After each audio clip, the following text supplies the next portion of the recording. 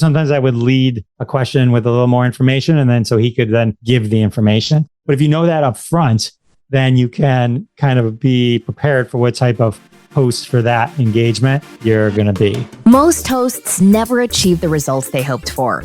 They're falling short on listenership and monetization, meaning their message isn't being heard and their show ends up costing them money. This podcast was created to help you grow your listenership and make money while you're at it. Get ready to take notes. Here's your host, Adam Adams. What's up, podcaster? It's your host, Adam Adams, and today I'm joined with Jeff Dwoskin from Stampede Social, which serves podcasters, and his podcast is called Classic Conversations. He's a comedian. Hopefully, he'll be able to help this podcast a little bit today, so we're not too dry. He interviews TV stars, movie stars, and other things. And he's been doing this 268 episodes as we record. So probably around 300 by the time we publish this, because he's doing 2 a week, which is awesome. So we'll get into that. Here's what we're really going to talk about. We'll talk about Jeff's experience with his own podcast. And then I want to move into this tool that you can use that can serve you in podcasting to make it a lot easier for you to monetize and track and other things that are going to be beneficial to you. So stay tuned. Let's dive in with Jeff Dwoskin. Jeff, with your podcast, you mentioned in the green room that you launched it in May of 2020. I want to hear the story of what kind of pushed you over the edge to launch that, because I know a lot of people who launched around COVID and you did it quickly. So I want to hear this. Well, I did it quickly because I was prepped from 2017. So allow this to be a lesson to everyone. You just got to do it. And if you start to sit on ideas and second guess yourself, that much time will pass. So in 2017, I was going to do a podcast, and I was pretty big on Twitter at the time. I had gone viral a lot on Twitter. And so I wanted to do a podcast that helped people understand how to create that type of level of engagement on Twitter. So I was going to do a podcast called Viral Intentions. It's sort of a play on the movie Cruel Intentions, but, going viral. I had the intro, the outro. I had my art. I had everything. I had some ideas for what episodes. I sat on it, ends up in a box, my soundboard, everything in a box. And just lo and behold, 3 years go by. May 2020, we're all working from home. And I realized, I finally have time to do my podcast. I pull everything out. I call my friend Nate Armbruster, who's my sound guy, who knows how to hook up the board before I got a Rodecaster. And you actually had to know which levers to do. And I'm about to put everything together. And I realize it's May 2020. I cannot launch a podcast called Viral Intentions. Because as you said, the epidemic is now in full swing. People are dying left and right. And now I'm a victim of bad timing. Yeah, not just that. We would think that you caused it. Right, exactly. You flew to China or who knows? I don't want to get too political. So I realized I'd throw it all away. I ended up calling it the Jeff Dwoskin Show. And then it was live from Detroit, the Jeff Dwoskin Show, as I was trying to find my footing. And then over a year or so ago, I changed it to Classic Conversations once I really understood what it was and needed to kind of name it the way more in line of what it was, change the art, all that kind of stuff. So as you know, everyone, it's a journey. You learn as you go and you can pivot. And I think, that's one of the things I've learned along. It's just don't be afraid to change what you're doing and make it better. And I've always done CrossFit. That's been a big thing for me for a long time, CrossFit. And during the beginning of the pandemic, around the time that you launched your show, I couldn't go to CrossFit because they closed. They closed it for, I don't remember, 6 months or maybe longer. And not only that, but I have some people in my family who have lung issues. They think they're going to die really easily. And it just wasn't appropriate for me to travel or go to the store or anything that I didn't need to do because they didn't want to die. So I changed up a lot of things. And one of the things was that I started going mountain biking and doing things outside. My exercise became an outdoor thing. And as I came back to CrossFit, it was still COVID's happening right now. We're recording in the beginning of a school year of 2024, and COVID outbreak again. Anyway, I bought these pants that my coach has. These sweatpants, right? And they say virus on them. And I could not tell you how many times people get offended. Why would you wear those? And it was like year and a half after the beginning of COVID, they're like, why would you wear pants that say that? I'm like, that's just the brand, bro. It's been like that forever. So I got a question. It's interesting that you rebranded. So I want to talk about that. But first, the listener. I saw the listener. I know that's creepy because the listener's like, how did you see me? But I did. And they were like, how did he go viral on Twitter? Like, what is he doing to do that? So do you mind giving us a couple of the tips that you were going to put on viral intentions in the beginning when you were wanting to launch this in 2017? Will you give us some of the tips of how do we go viral on Twitter or some other platform? The landscape now is very different on Twitter. And I think the way the algorithms work are very different. But it really comes down to riding trends and knowing what is hot on Twitter and then applying your voice to it. On Twitter, it was kind of built in at that time. It had trends going, so you could see what people were talking about and you could amplify a lot. Also, it's funny because now TikTok's sort of becoming this. News only really ever went to Twitter. Like if news was going to quote something from a social media platform, it was always Twitter. Now you see people pulling stuff from TikTok a lot and less from Twitter. But at the time, one of my big things was Sharknado. I'm obsessed with Sharknado movies. What is this? You know, the sci-fi movie Sharknado. You don't know Sharknado? No, here's the thing. I had someone else on my podcast recently, and they had this show that's called like, how did you not see that? How have you not seen this? Like it's about movies. And they told me how hard it is to find people that haven't seen these movies. And I'm like, dude, I got you. I don't watch movies. I don't know anything about any movies. I barely know who Steven Spielberg is and Brad Pitt and Angelina Jolie. That's all I got.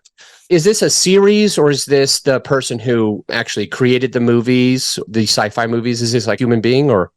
Sharknado is like one of the biggest phenomenons ever, especially on Twitter. It's not a person? No, Sharknado is like a movie. It's with Ian Ziering and Tara Reid. It's one of those like goofy, crazy, ridiculous movies, but it was just done so great. And it was a viral sensation. And one of the things that happened with Sharknado was people like Will Wheaton and other stars were watching it and tweeting it. And it literally became one of the biggest things ever for the Sci-Fi Network. It's actually the 10-year anniversary right now of the first movie. Okay. So you're way behind. Yeah. But, you know, that was the whole idea. Is like, so for the Sharknado movies, if you're part of a conversation and there's a whole rising tide element going on where a lot of people are doing it and sharing, like during the Grammys or the Oscars, those are award shows.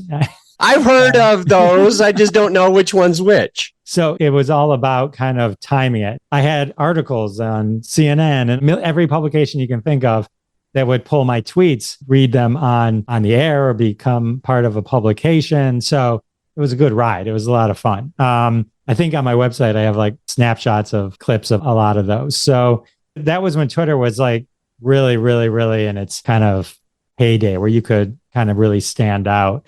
I mean, I was never like the hugest thing on Twitter, but for a guy that nobody knows. That's pretty cool.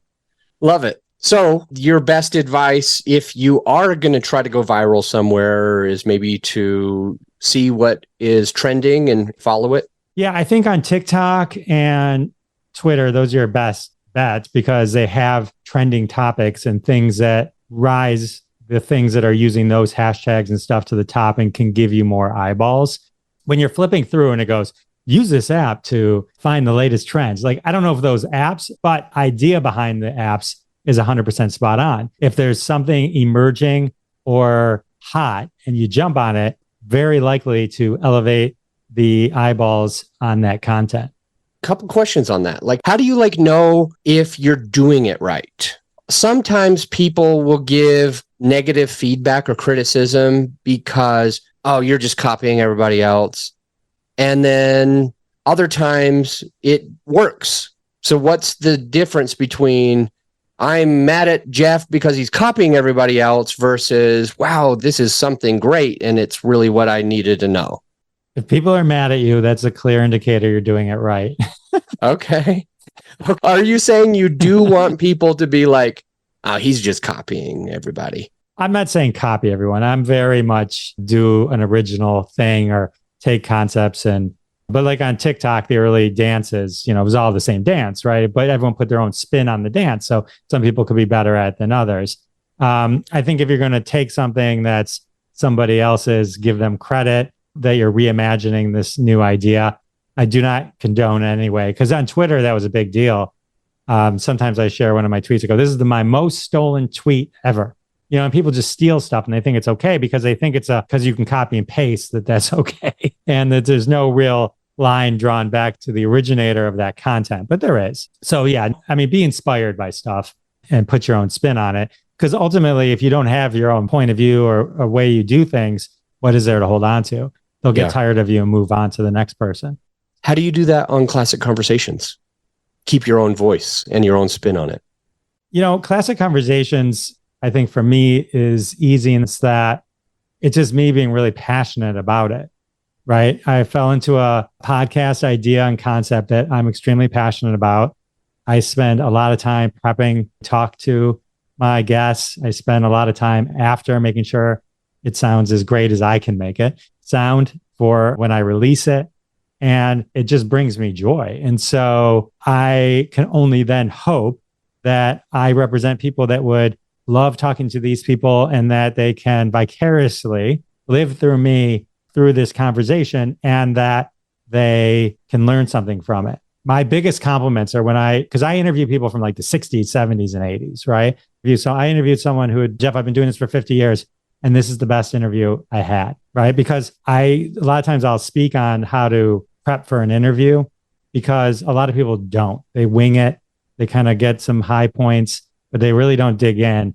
And the key to really creating any bond with someone is to let them know that you spent time and that you know things that they don't expect you to know. And then they just start telling you more. It's the best way to get the greatest conversation out of anyone. That and ask a question and shut up. A lot of interesting stuff about the prep. And I have a question because it's tough for me to prep for an interview. But the hardest part, Jeff, and I think that there's at least one listener that would agree with this, is if I already know this stuff, then it kind of feels, there's two things that happen. If I already know everything, then it feels disingenuous to ask you. Or if I already know the stuff, I don't know if I approach it from the same curiosity.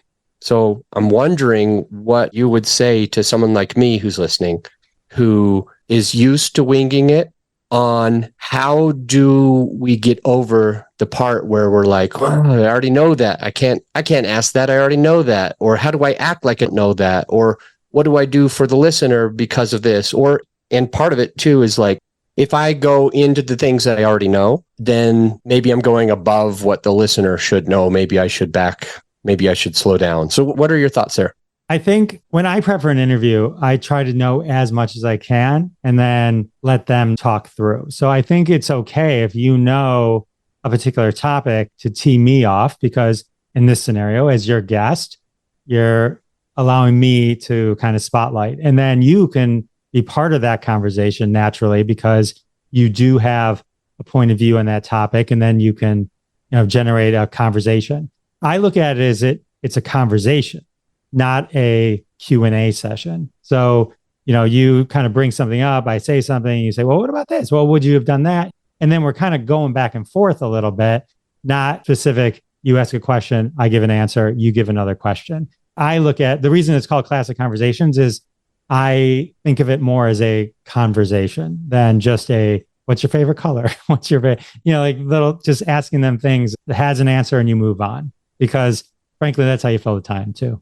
All right. So with that in mind, how do we go about doing that? Is there a suggestion that would help us to be able to prep a little bit better? I love to dig in. I listen to somebody they've already been on a podcast, because you get an idea if they're a talker or not, or a short answerer, right? Okay. You don't want to listen to mine. I always give the 5-10 minute answer. I'm like in detail, and then you do this, and then you do this, and this is how it works. Like I interviewed Ed Asner, right? And his memoir was like 120 pages.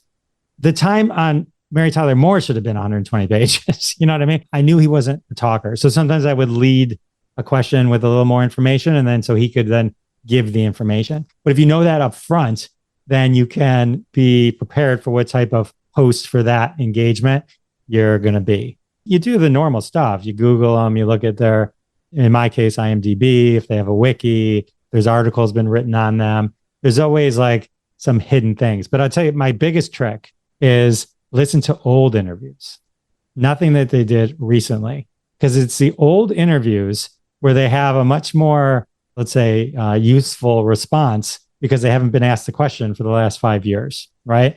And a lot of times they will say something, the host will kind of ignore it and or go by it because they weren't prepared for that. And they go, oh, I really love this. And you write that down and then you go into that, you dig into that. And so when they're on your show, you say, well, let's talk about this. And they go, whoa. And then they just start kind of talking. So it's just a matter of trying to find nuggets that maybe they haven't talked about before. That's really good, man. That's really helpful. I like that a lot. Why do you do 2 episodes a week? Some people do 2 a month. Some people do 7 a week. What landed you on this number? In all fairness, I was doing some dynamic ads and they wanted to have a little more real estate.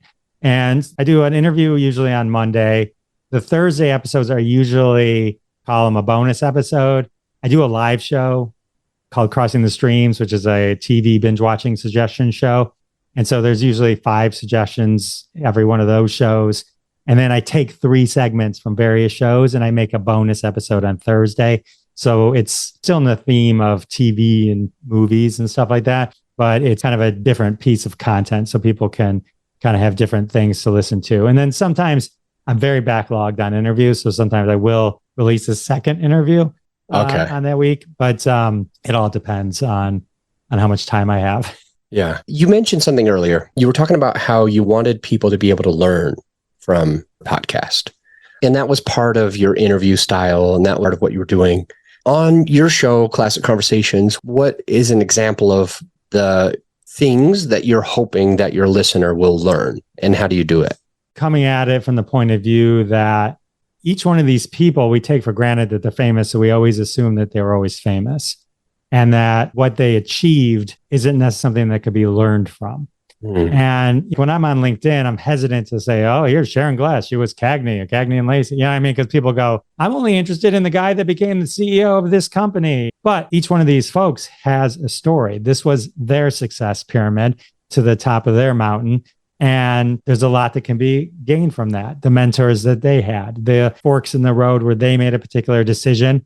You know, because there's a lot of actors in the world. We know that now from the strike. And a lot of them don't make a lot of money. And a lot of them will never know who they are. So the ones that we do know did achieve something that a lot of folks do not. We just kind of take it for granted because we think, oh, we know all these famous people. Isn't everyone Tom Hanks? So in that sense, it's kind of just following your dreams and achieving and sometimes infamy, you know, and then hopefully you can be inspired by that. Why do you say infamy and not fame? Well, some people became famous years, decades ago. And so they had a moment. So I mean, it's fame, but it's like Kato Kaelin is infamous. Carol Baskin is infamous. Some people that I've talked to, it's more infamous. I need to look that up. I always thought infamy was when you were famous for doing something bad. That's how I always understood the word infamy, because you're famous for doing a bad thing. Maybe. Oh yeah, I just looked it up. Okay, the state of being well known for something, some bad quality or deed. So infamy would be like somebody in prison or something like that. Yeah. So I guess the one thing to learn is don't take English advice from me. You're not mad that I brought that up, are you? No, I'm glad you did. It's bad situations that made them famous, right? So in those 2 examples, Kato Kaelin, O.J. Simpson killed somebody. Well, allegedly killed somebody, and he became famous as a result of that. So it's becoming famous from not the most positive germ. Carol Baskin became famous because the Tiger King guy made everyone in the world think that she killed her husband. So in a way, those aren't maybe not 100% right, but you can get where I came. You can understand my misuse backwards. I'm hearing it. Let me ask you this first. What are you doing other than the style, the way that you approach your podcast? I want to talk about marketing. Where are you putting it out? How are you telling people about it? Gets people to listen. Well, I don't know if they listen, but Okay. No, I'm kidding. Well, you have 129 ratings, and just so the listener understands, and maybe you don't know this, but 0.6 out of 5 million podcasts, only 0.6% of them have 100 or more, and you've got 100 or more, so you're well into that. So people do listen. For sure. More than they do 99.4% of other podcasts. I'm just referring to my family. I push on Instagram. I get lazy on TikTok, but occasionally I'll do that. I do YouTube shorts. I do push everything to YouTube, though I'm not really a video podcast. So it's more just image. But I do get people that listen there. I mean, like 50. But I mean, if those 50 people wanted to listen to it on YouTube, God bless them. I'm not going to tell them no.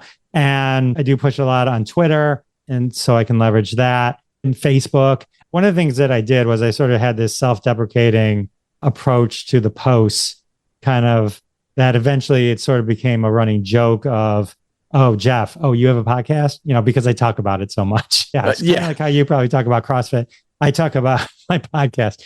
At some point that became a running joke that I realized, oh, they are listening to me. And this is their reaction back to me, is then making a joke because I am always talking about it. It's one of those things like you post on Facebook. It's always the most discerning because it's like I could post a picture of a pie I made or something, get 500 likes. And then I'll post, hey, I talked to Burt Ward, Robin from Batman. And in my head, it's an hours prepping, hours recording, hours editing. 3 people like it. You know what I mean? Yeah. But I think that's like with anything. I watch other creators too. There's a weird tendency of people don't like to over like something. The first time they'll love it. And then as it gets to more, I don't know what it is about people liking that. So it's like other podcasters I learned early on are going to be your biggest fans and supporters. And fans that you make usually are going to be new folks. Take a little bit of folks along the way. And then you got to just hustle to get people to know you exist. I know that you are a professional comedian. And I'm curious if that becomes part of the podcast. If you're trying intentional about making the podcast itself entertaining and funny, or if you kind of leave that and just make sure to add value. What are your thoughts when you're recording as it comes with like trying to keep people laughing or something like that? I don't go out of my way to do anything but be myself. So I am, like you said, a stand-up comic, and I just try to bring that sensibility to the conversation, you know, where I can tie back things that were already said, things that I would do on stage, I can bring to the conversation. I can find the humor in something really fast and kind of throw that out. I take great joy in subtly making my guests laugh. I always leave it in, you know what I mean? And so it's more just the approach, but I don't know how to tell someone to do it because it's just me. You know what I'm saying? Mm-hmm. And so whether it's hit or miss, and it all depends on the guest, how much I can ratchet that up or bring it down, you know, just depending on who I'm talking to, because different people are different styles. If I'm talking to a big comedian, I don't try to out comedian them. And a lot of times I have comedians on the show and they're like, I wasn't funny. I don't think I was funny. I'm like, I didn't bring you on the show to be funny. This wasn't a show. This wasn't you're on stage being funny. This was people getting to know you and learn from you. And you were naturally funny at the right points, you know, which I think people appreciate. I heard you say that you tried to tie it back to something else that was said. And on my podcast, I do that on purpose. I will try just to kind of remember things along the way, like little breadcrumbs. And every now and again, I'll be like, oh, just like that one time, you know, bring it back a little bit. And I've also noticed when I'm watching a comedian, they practically always do this. I'm saying more than 90% of the time, they're doing lots of tiebacks where they're calling back to something else that had been said earlier on in the show, in their skit, in their podcast. I believe that it's a good thing, but I want to understand why you think it's a good thing, or why did you say that you try to tie back to something else that was said? When you call something back, one, the person you're talking to knows that you were listening, right? So I just did it with your CrossFit thing, right? And then the audience feels that couldn't have been planned. So they feel that they're hearing something unique. And that works on stage. And it also works, you know, just in natural conversation. Natural conversation, we're doing it on the fly. If I do it on stage, I had it planned out. I knew I'd do this joke so I can do this joke later type thing. But when we're talking, that's what part of the prep too. When you write stuff down, And when people bring things up that you can then jump to certain things, preparation isn't linear. You let the conversation kind of go and then, bring things up. I've held on to topics I've died to bring up. And then they bring something up and I can slip it right in. And I'm like, oh, so glad I didn't bring this up earlier. It would have been awkward, but here it's just perfect. And then it sounds like, from everyone's point of view, it sounds brilliant. But sometimes it's just luck. Sometimes it's just infamy. Perfect. That'll go viral. Yeah. All right, here we go. Let's take a quick break because you have something that can support a podcaster in actually a remarkable way, because it's something that personally I have always wished existed. And so when I met you at Podcast Movement and I heard you talking about this, I'm like, what? I didn't know this existed, and this would help a lot of people. So I definitely wanted you on the show. So I'm looking forward to that. This will be a short break. We'll be right back. Hey, my friend, as you know, this episode is sponsored by my company, GrowYourShow.com. We want you to be able to have the best tools at your disposal without costing you a whole arm and a leg. So right now you can get a free list of vetted equipment that, like mics, mixers, webcams, sound treatment, editing software, everything that you need. I created the whole PDF with direct purchase links just to save you time and money, to help it be more convenient for you. So this free PDF will help you skip all the guesswork. If it's on there, it's vetted and approved by yours truly. And if it's not on there, it's probably not worth the money. So go ahead and get yours at growyourshow.com/PDF. Let's get back into the show. We're back with Jeff Dwoskin, and he's got something that I think can really serve me and probably you as well in your business and your podcast promotion. Jeff, what is Stampede Social? Stampede Social is an Instagram tool that I built with my team. Very proud of. It's the quickest way to get your fans to your content on Instagram without sending them to link in bio. It does a ton of other cool stuff as a creator that helps you manage engagement, but the main focus is reducing fan friction. So if you have a episode of your podcast, it's like I'm interviewing Adam. I just say, hey, comment Adam below. You get a DM from me with a link to the episode. But what's cool from the podcaster and the creator point of view isn't just the automation, is that link, I have a database now of every one of these that gets sent. I know I sent that link to Adam because you use hashtag Adam from this post or this reel. If you clicked on it, how many times you clicked on it. And over time, I can then use that information to really understand what was the most requested content that I had, which posts or reels maybe generated the most responses from my fans. But the whole idea is that when you send someone your link in bio, then you're using like a link tree or something. And then you have to hope that they find where they were from the post that they came from. And it's like, click, click, click, click, click. And so this just gets it in the DM. It's there when they need to listen to it. Because let's be honest, right? I would love to believe that, Adam, when you come to a post on Classic Conversations, that you're ready to stop your life and listen to it, right? But that's probably not the reality, right? So, but if it's in your DM and you can listen later, then boom, win-win for everybody. So many questions. Want to really make sure that I understand how this works and that the listener does. Generally speaking, when we're on an IG and we want people to go to a link. Here's a couple of examples. Go to my website, sign up for my event, listen to this episode. These are some of the things that we might want somebody to do. And most people, because of circumstance, generally just say the link's in the bio. And then they put it as one of the main things in the bio. Like on mine, it says, I can help you grow your show. Click here to do it. And it's just my website. But it would be really cool if I could offer for people to do more things than that. Like, here's a specific episode of my podcast that could really support you in your business. Comment, get that in down below, and I will DM you the link. And so once that happens, how does this software or hardware or app work? Is it on my phone and I just connect it to it and say, here's the script and the link that everybody who says this specific thing in the comments needs to get? Or does it send it to everybody, or how does it work? Sure. You authenticate through Facebook because it's a Meta app. And so once your Instagram, your business or creator Instagram is connected to Stampede Social, you go in and it's real simple. You type in, like in the example I just said, I would do a hashtag. A campaign would be Adam is the hashtag. And this is the URL to the episode. And that could be a chartable link that takes them to Spotify or Apple, depending on what they want to go to. It doesn't have to be an episode. You can literally go anywhere, right? Sign up for a webinar, watch this video on YouTube, anything, can be anything. So once that's in place, and it takes like 5 seconds to set up, then it works on posts and reels, stories, direct to DM, and Instagram Live. So any of those immediately. And the way we have it set up to make it real easy for you is we just have some stock DMs. It's just, thanks for requesting hashtag Adam, enjoy. And here's the link.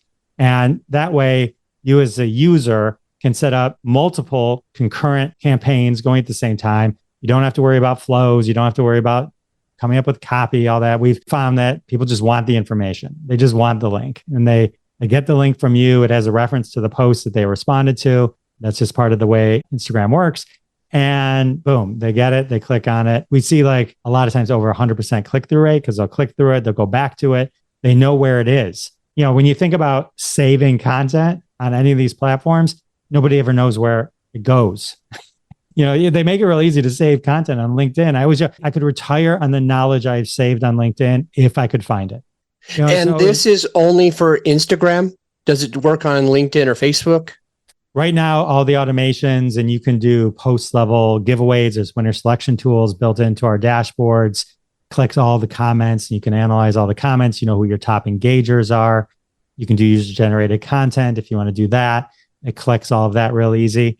Where you can take a version of the link that you create when you create a campaign, you can use it on other platforms, and then it'll redirect through Stampede Social, and then so it shows up in the report.